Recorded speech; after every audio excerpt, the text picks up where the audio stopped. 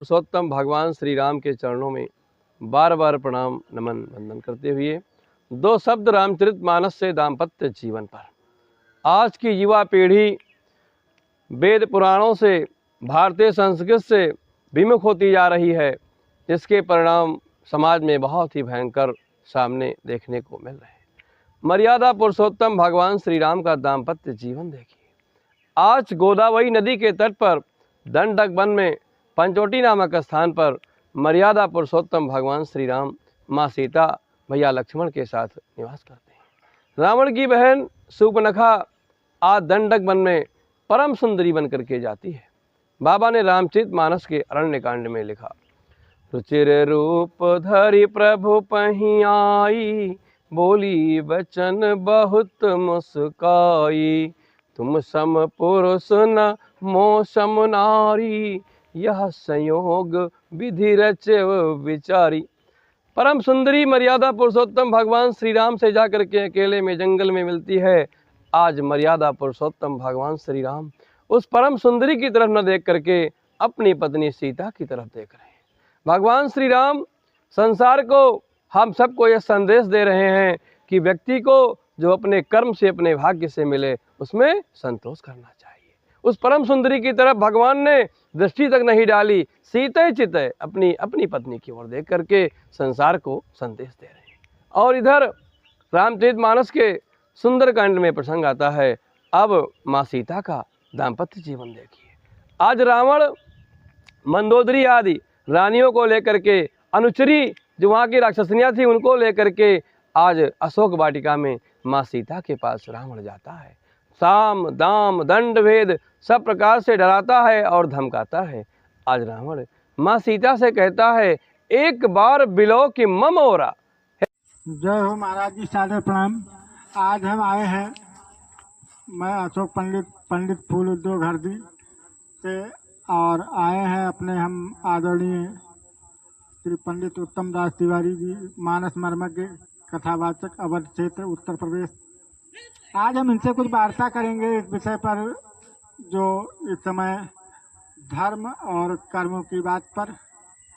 महाराज जी से कुछ कथा के रूप में वार्ता करेंगे और उनसे आशीर्वाद प्राप्त करेंगे। महाराज जी सादर प्रणाम। जी आशीर्वाद। जी महाराज जी, इस समय जो बात चल रही है धर्म की, तो आप धर्म के विषय पर क्या कहना चाहते हैं?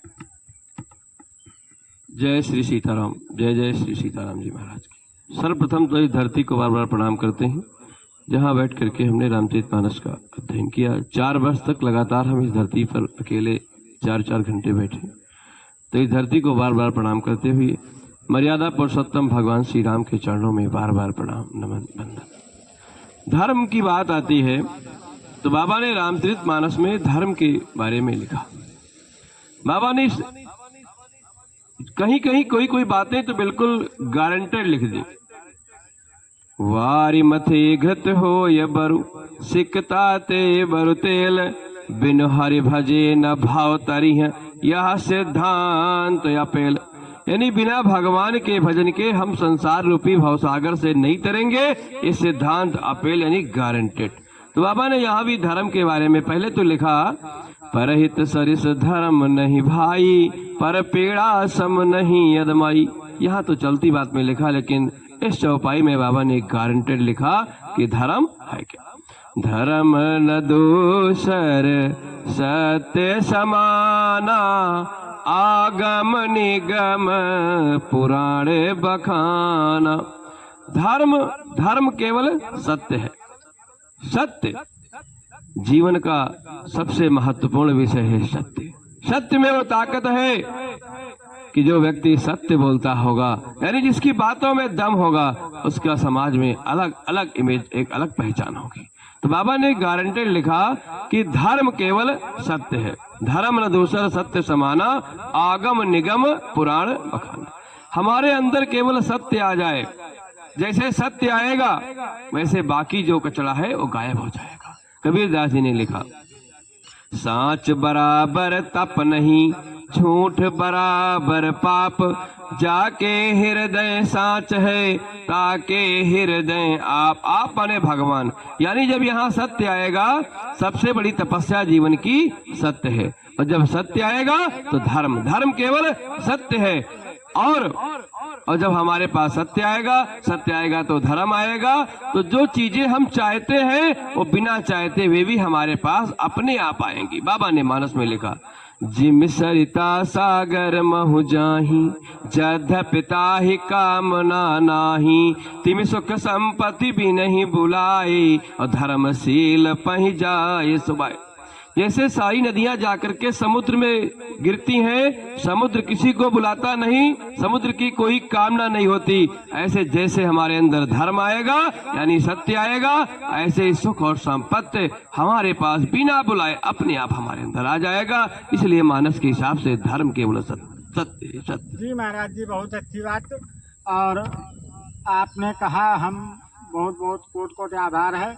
लेकिन एक बात हम ये कहना चाहते हैं आपसे कि इस समय जो नई नवेली वधू या विवाहित जोड़े आते हैं, वो तुरंत कहीं ना कहीं तीर्थाटन पर हनीमून मनाने चले जाते हैं। इस पर आप क्या कहना चाहते हैं? एक भी था, लेकिन प्रेम और स्नेह अगर मानस पे आइए तो किसी भी प्रेम को, दाम्पत्य जीवन, पति, कुछ भी देखा जाए, अगर हमारे घर में रामचरित मानस पढ़ी जाती होगी, हमारे घर में राम कथा होती होगी, तो गारंटी है कि उस घर में कोई ऐसी गलत चीज कभी नहीं होगी। ये बहुत लोग कहते हैं कि हमारा बच्चा पढ़ने में दिक्कत कर रहा है, अच्छे नंबर नहीं ला रहा है, और हम बहुत बाबाओं के पास गए, ताबीज बनवाई, पूजा पाठ करवाया और लाभ नहीं हुआ।